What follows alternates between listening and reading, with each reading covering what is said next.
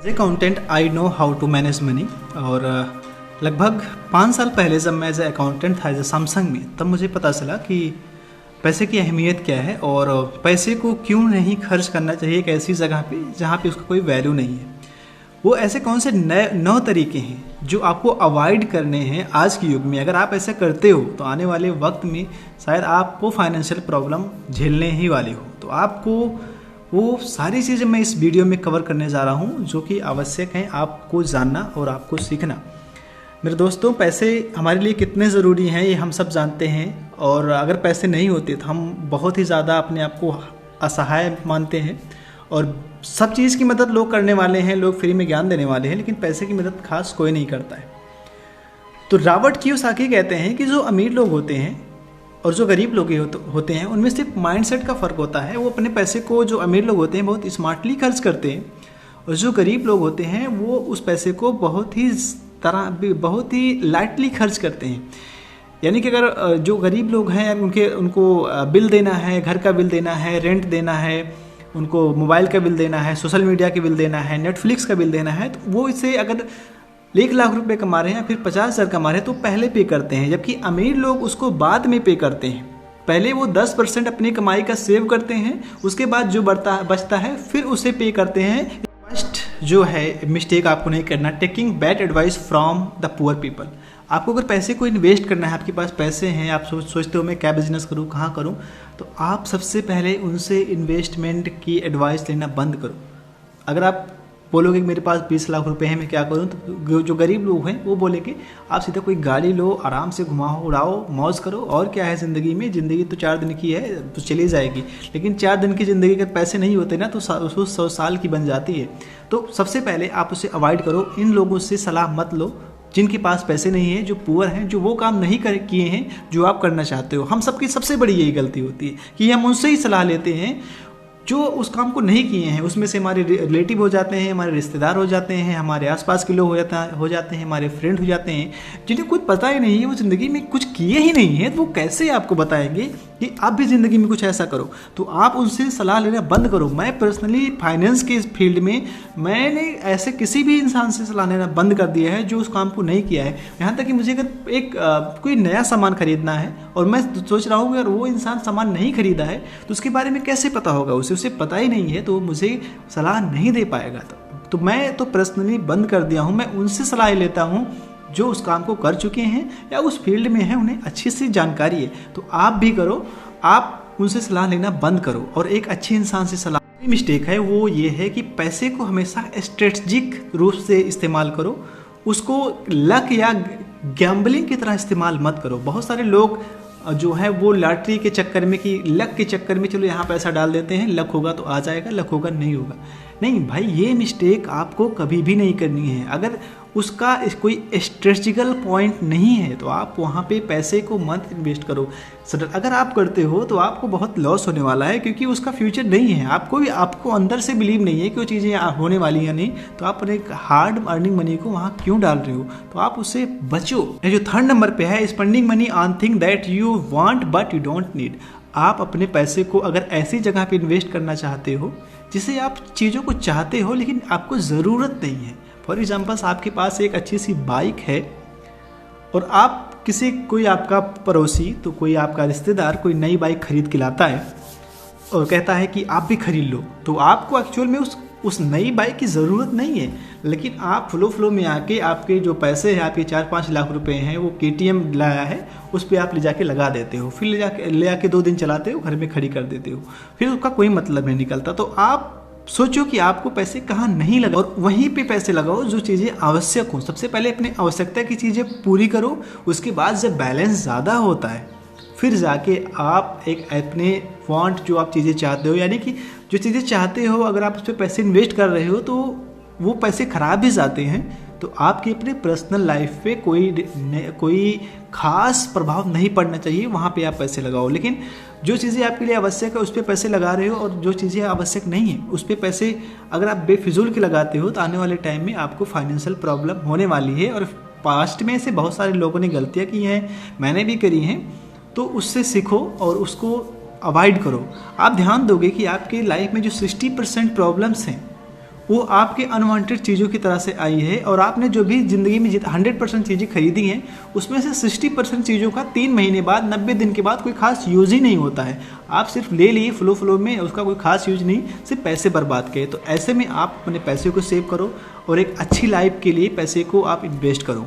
और नंबर 4 ये है कि अगर आप ये नहीं जानते कि पैसे को आप हर वीक कितना स्पेंड कर रहे हो, हर मंथ कितना स्पेंड कर रहे हो, हर ईयर कितना स्पेंड कर रहे हो, तो बहुत ही ज़्यादा खतरनाक होने वाला है। आप समझो कि आपकी जो इनकम है, जो आपका एक्सपेंस है, उसमें कितना मैच, उससे कोई मैचिंग नहीं हो रहा, तो आप अपनी कमाई को बढ़ाओ और जो है उसको डाउन करो। कमाई को बढ़ाने के लिए जो नए तरीके हैं उसके मैंने ऑलरेडी एक वीडियो बनाया हुआ है, 7 वे ऑफ पासिव इनकम, तो आप उसे देखो, वो वीडियो बहुत ही कमाल की है। तो आप उसको ज़रूर अवॉइड करो जो आपके अननेसेसरी खर्चे हैं। और जो नंबर 5 है, अपने पैसे को ऐसी जगह कहीं मत लगाओ जो शो ऑफ के लिए हो, यानी कि आपको उस चीज़ों की ज़रूरत तो है लेकिन आप अफोर्ड नहीं कर सकते। अभी आपकी घर की हालत ख़राब है लेकिन आप कहीं ना कहीं से लोन लेके ले ले रहे हो। फॉर एग्जांपल, अगर आपको एक बहुत बड़े, आपके पास एक छोटी सी कार है, आप उसमें फैमिली अच्छी खासी आ जाती है, लेकिन आपने देखा कोई और लिया है तो आपने एक बड़ी सी कार 20 लाख के लिए ली जो आप अभी अफोर्ड नहीं कर सकते हो, उससे बहुत प्रॉब्लम होने वाली है। फॉर एग्जांपल, अगर आप किसी जॉब कर रहे हैं और जॉब में आपका जो मालिक है वो जान गया कि आपने लोन पे कार ली है, तो वो क्या करेगा कि अब आपकी सैलरी तो पता नहीं बढ़ाएगा या नहीं बढ़ाएगा, लेकिन आपको गुलामों की तरह ट्रीट करेगा और उसे पता है आप जॉब छोड़ नहीं सकते हो। ऐसे में आप क्या करोगे? तो आप वही चीज़ों को इन्वेस्ट करो, वैसी चीज़ों को रखो जो आपको ज़रूरत हो। इन ऐसी वाहियात आदतों को हटाओ, और दिखावा करने से कोई फ़ायदा नहीं है। दिखावा बहुत ज़्यादा, एक कोरोना से भी ज़्यादा खतरनाक बीमारी आज के समाज में हो गई है, तो आप उससे ज़रूर बचो। अगली हैबिट है वो है सोर्स ऑफ इनकम। ज़्यादातर लोगों की, लगभग मेजोरिटी, आप 60% परिवारों में सिर्फ वो अर्निंग के एक सोर्स होते हैं, और उस एक सोर्स की वजह से खर्चे होते हैं दसों, कमाई सिर्फ एक वजह से होती है। तो आपको करना क्या है कि अगर आपके खर्चे बहुत ज़्यादा हैं तो उसको देखो, खर्चे जो घर के हैं उससे कंट्रोल करना बहुत ही ज़्यादा मुश्किल है। तो ऐसे में अपने अर्निंग सोर्स को बढ़ाना होगा। मैंने पिछले वीडियो में बताया था कि आप अपने दिन के 2 घंटे लगा के आप ऐसे कम से कम 5 से 6 ऐसे नए इनकम सोर्स बिल्ड कर सकते हैं जहां पे आपके आने वाले 6 महीने 1 साल में आपको फाइनेंशियल प्रॉब्लम नहीं होने वाली है। तो अगर आपने उस वीडियो को नहीं देखा है तो आप जाके चेकआउट करो, चैनल पे फाइनेंशियल लिस्ट में मिल जाएगा।